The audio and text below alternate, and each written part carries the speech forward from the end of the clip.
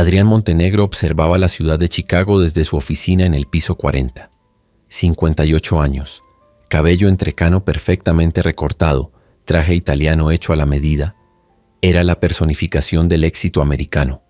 Sus industrias daban empleo a miles de personas y su nombre figuraba entre los más influyentes del país. Pero aquella tarde de otoño su semblante reflejaba una creciente irritación mientras esperaba la llegada de su hijo. La puerta se abrió y Ulises, su único hijo varón, entró. Alto como su padre, pero de complexión más delgada, con unos ojos gentiles que contrastaban con la dureza en la mirada paterna. ¿Me mandaste llamar, papá? Adrián giró la silla y encaró a su hijo.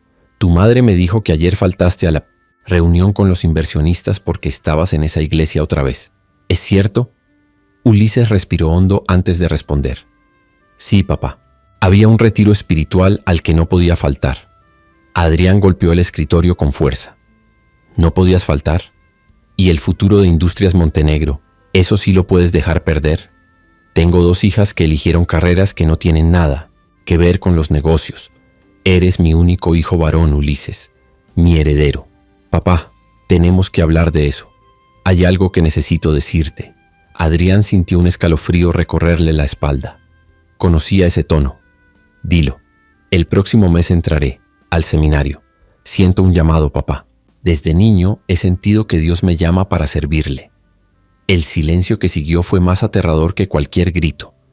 Adrián se levantó lentamente, mirando a su hijo como si estuviera viendo a un extraño. ¿Vas a tirar por la borda tu educación, tu futuro, el legado de tu familia, para convertirte en sacerdote? ¿Un hombre que gana una miseria por consolar a personas que ni siquiera conoce? No se trata de dinero, papá. Adrián soltó una risa amarga. Por supuesto que no se trata de dinero para ti, porque nunca has tenido que preocuparte por él. ¿Sabes por qué? Porque yo me preocupé. Construí un imperio desde cero mientras tu madre te llenaba la cabeza con esas historias fantasiosas sobre Jesús y los santos. Adrián se acercó a la ventana, observando la ciudad que consideraba su reino. ¿Dios? ¿Qué Dios, Ulises? ¿Alguna vez has visto un milagro? ¿Has visto a Dios firmar un contrato millonario o solucionar una crisis financiera? Todo esto lo construí con mis propias manos, no con oraciones. Papá, por favor. No, escúchame bien. Si sales por esa puerta para convertirte en sacerdote, deja de ser mi hijo. No recibirás ni un centavo de mi dinero, ni tendrás un lugar en esta familia. Elige, Dios o tu familia. Ulises tenía los ojos llenos de lágrimas, pero su voz sonó firme. Te amo, papá. Amo a mis hermanas y a mi mamá, pero no puedo ignorar mi llamado. Entonces vete, y no regreses. Ulises miró una última vez a su padre y salió. Adrián no se giró para verlo partir. Permaneció inmóvil, observando su imperio, sintiendo que algo se rompía dentro de su pecho. Algo que no podía, o no quería, identificar. 7 años habían pasado desde aquella tarde de otoño. Adrián ahora tenía 65 años, pero parecía de 80. Las arrugas en su rostro se habían profundizado. Su cabello era casi completamente blanco. No había visto ni hablado con Ulises desde 1900. Entonces, en casa, rara vez veía a su esposa, Guadalupe. Sus hijas, Angélica y Chantal, trabajaban en sus empresas, pero la relación era puramente profesional. Angélica, graduada en administración, manejaba las finanzas, mientras que Chantal, con su MBA, se encargaba de las relaciones públicas. Ambas eran competentes.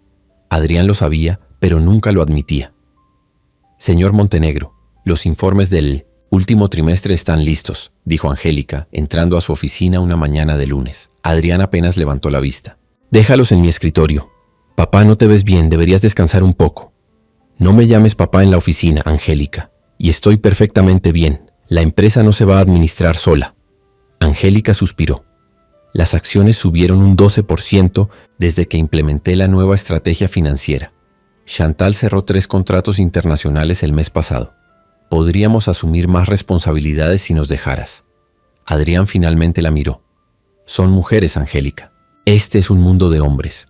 Siempre ha sido así. Angélica negó con la cabeza incrédula. ¿En pleno 2025 sigues pensando así? Es por eso que Ulises se fue. Nunca pudiste ver más allá de tus propias convicciones. No menciones ese nombre. En esta oficina, gruñó Adrián. Tu hermano eligió abandonar a su familia por supersticiones. Él no abandonó a nadie.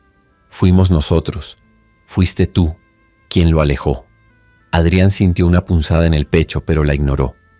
Estaba acostumbrado a ignorar el dolor, tanto físico como emocional. Vuelve a trabajar, Angélica. Cuando ella salió, Adrián abrió el cajón de su escritorio y sacó sus pastillas para la presión alta. Últimamente las tomaba en dosis cada vez mayores.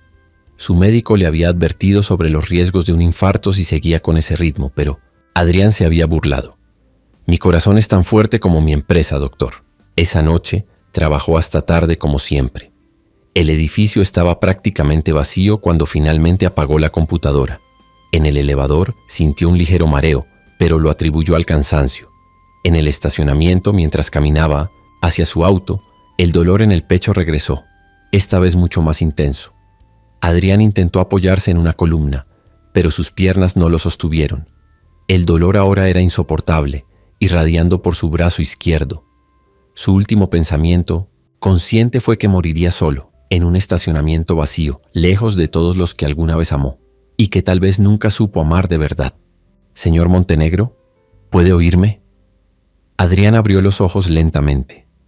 Luces fluorescentes, paredes blancas, el constante pitido de los monitores. Estaba en un hospital. Una enfermera ajustaba el suero junto a la cama. Tuvo un ataque al corazón, señor. Afortunadamente, un guardia de seguridad del estacionamiento lo encontró a tiempo y llamó a una ambulancia. Adrián intentó hablar, pero su garganta estaba seca. Se notificó a su familia. Su esposa y sus hijas están afuera. Familia. La palabra le sonaba extraña, casi desconocida. ¿Cuándo fue la última vez que realmente estuvo con su familia? No solo en el mismo espacio físico, sino verdaderamente presente. Guadalupe entró primero, seguida por Angélica y Chantal. Sus rostros mostraban preocupación, pero también una distancia que él mismo había creado con los años. «Adrián», dijo Guadalupe, usando un apodo que no pronunciaba desde hacía años. «¿Cómo te sientes?» «Como alguien que casi muere», respondió con un susurro ronco. «El doctor dijo que tienes que cambiar completamente tu estilo de vida», habló Chantal. «Nada de trabajar 18 horas al día. Nada de estrés constante». Adrián cerró los ojos por un momento. La empresa va a sobrevivir», lo interrumpió Angélica. «Nosotras la vamos a manejar. Es momento de que te preocupes. Por ti». Por primera vez en mucho tiempo, Adrián realmente miró a sus hijas. Vio la determinación en Angélica, la inteligencia en los ojos de Chantal. ¿Cuándo se habían convertido en esas mujeres fuertes que tenía frente a él? ¿Cómo no se había dado cuenta? «Yo me voy a recuperar pronto», dijo, aunque sin la seguridad de siempre. Los días en el hospital se hicieron eternos. Adrián, acostumbrado a tener el control de todo, ahora estaba a merced de médicos y enfermeras. Guadalupe le había confiscado el teléfono y la laptop ante protestas iniciales que pronto se convirtieron en resignación cuando el cardiólogo fue claro. O cambia su estilo de vida o no estará aquí el próximo año. Una tarde, sintiéndose sofocado entre las 4 paredes de su habitación, Adrián decidió caminar por el pasillo, apoyándose en el soporte del suero. Los médicos le habían recomendado pequeños paseos para su recuperación. Al pasar por una habitación con la puerta entreabierta, escuchó una voz que lo hizo detenerse. Una voz que no oía desde hacía 7 años, pero que reconocería en cualquier lugar. Su corazón, ya frágil, se aceleró. Se acercó lentamente a la puerta y miró hacia adentro. Un hombre anciano estaba acostado en la cama, claramente en sus últimos momentos de vida. A su alrededor, su familia lloraba en silencio. Y junto a la cama, de espaldas a la puerta, estaba un joven con el alzacuello clerical. El padre Ulises Montenegro sostenía la mano del moribundo, rezando en voz baja, pero lo suficientemente audible. «Dios, de infinita misericordia, recibe a tu hijo que regresa a casa. Perdona sus faltas como él perdonó a quienes lo lastimaron». El anciano con voz débil habló. «Desperdicié tanto tiempo en cosas que no importaban. Mi familia, mis hijos, perdí momentos valiosos. Nunca es tarde para el amor, señor Carlos», respondió Ulises con amabilidad. «Su familia está aquí ahora. Dígales lo que necesita decirles». El moribundo miró a cada rostro a su alrededor. «Perdónenme por no haber estado presente, por haber valorado más el trabajo que a ustedes, por haber sido demasiado orgulloso para admitir mis errores». Una mujer, probablemente su esposa, le apretó la mano entre lágrimas. Te perdonamos, John. Te amamos. Tengo miedo, padre, confesó el anciano. No tenga miedo, respondió Ulises. No está solo en este camino. Su familia está aquí, y Dios lo está esperando con los brazos abiertos. Adrián observaba la escena paralizado. Las palabras del moribundo resonaban en su mente como si estuvieran dirigidas a él. Sintió lágrimas. ¿Cuánto tiempo había pasado desde la última vez que lloró, recorriendo su rostro? En ese momento, como si sintiera su presencia, Ulises giró levemente la cabeza y vio a su padre en la puerta.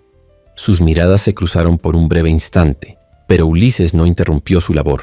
Siguió consolando al hombre y a su familia hasta que, en paz, el señor Carlos partió. Adrián se alejó rápidamente, regresando a su habitación antes de que Ulises saliera. Se dejó caer en la cama temblando, no por debilidad física, sino por una emoción arrolladora que no podía controlar. A la mañana siguiente, Adrián le pidió a Guadalupe que buscara a Ulises y lo invitara a visitarlo. Ella pareció sorprendida, pero feliz. Él viene aquí regularmente como capellán, Adrián. ¿Sabías que lleva 3 años sirviendo en este hospital? Adrián negó con la cabeza. Había tanto que no sabía sobre la vida de su hijo. Ulises llegó al final de la tarde. Se veía mayor naturalmente, pero en él había una serenidad que Adrián nunca había visto en nadie. «Hola, papá», dijo simplemente parado en la puerta. «Ulises, entra, por favor». Ulises se sentó en la silla junto a la cama. Hubo un silencio, incómodo, que Adrián finalmente rompió. «Te vi ayer, con ese señor y su familia». Ulises asintió. El señor Carlos, un buen hombre que vivió con las mismas prioridades que muchos de nosotros: trabajo, estatus, dinero. Al final, como todos, entendió qué es lo que realmente importa. «Como yo», susurró Adrián. «Papá, no, Ulises, déjame hablar, por favor». Pasé 7 años sin decir lo que necesitaba decir. Adrián respiró hondo, preparándose para las palabras más difíciles que había pronunciado en su vida. «Me equivoqué, en todo. Contigo, con tus hermanas, con tu madre, con lo que realmente importa en la vida. Me burlé de tu fe, de tu vocación. Ridiculicé lo que le da sentido a tu vida. ¿Y por qué? Por orgullo, por una visión distorsionada del éxito». Lágrimas rodaban por el rostro de Adrián. «Construí un imperio, pero perdí a mi familia en el proceso. Casi muero solo en un estacionamiento, Ulises. Solo. ¿Así es como termina un hombre exitoso? ¿Ese es el legado que construí?» Ulises tomó la mano de su padre. «Nunca es tarde, papá. Mientras estemos vivos, nunca es tarde. ¿Puedo preguntarte algo, hijo? ¿Cómo lo soportaste? ¿Cómo no me odiaste después de todo lo que dije e hice?» Ulises sonrió levemente. «No fue fácil, hubo días de enojo, de dolor, pero la misma fe de la que te burlaste fue la que me enseñó a perdonar, la que me mostró que el amor es más fuerte que el orgullo. ¿Y Dios también perdona a un viejo terco como yo? Esa es la parte más hermosa de la fe, papá. Dios no nos ama por nuestros méritos, sino a pesar de nuestras fallas». Adrián guardó silencio por un momento, absorbiendo las palabras de su hijo. «Quiero conocer a ese Dios, Ulises. Quiero entender qué es lo que hace que tus ojos brillen cuando hablas de Él. Quiero entender qué te llamó tan fuerte como para dejarlo todo y seguirlo». «No lo dejé todo, papá. Solo elegí un camino, distinto, y ese camino me trajo de vuelta a ti hoy». La semana siguiente, antes de recibir el alta, Adrián pidió una reunión familiar en su habitación del hospital. Guadalupe, Angélica, Chantal y Ulises estaban presentes. Por primera vez en años, los Montenegro estaban reunidos. «Quiero pedirles perdón a cada uno de ustedes», comenzó Adrián.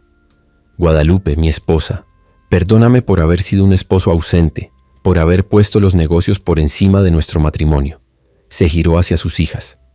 «Angélica, Chantal, perdónenme por no haber reconocido sus capacidades, por haber sido tan ciego que no vi las mujeres extraordinarias en las que se han convertido.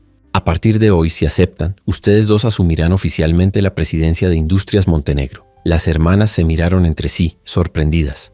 «Y Ulises, mi hijo, perdóname por haber intentado obligarte a ser quien yo quería que fueras, en lugar de quien estabas llamado a ser. Me burlé de lo que le da sentido a tu vida. Pero ayer, al verte confortar a esa familia, entendí algo. Mientras yo construía fábricas, tú construyes esperanza. Mientras yo acumulaba dinero, tú repartes consuelo. Mientras yo dirigía empleados, tú cuidas lo más valioso que tienen las personas, sus almas». «Papá», intervino Chantal conmovida, «¿qué provocó este cambio?» Adrián sonrió con tristeza. Un ataque al corazón tiene una forma peculiar de ponerte las cosas en perspectiva. Pero no fue solo eso.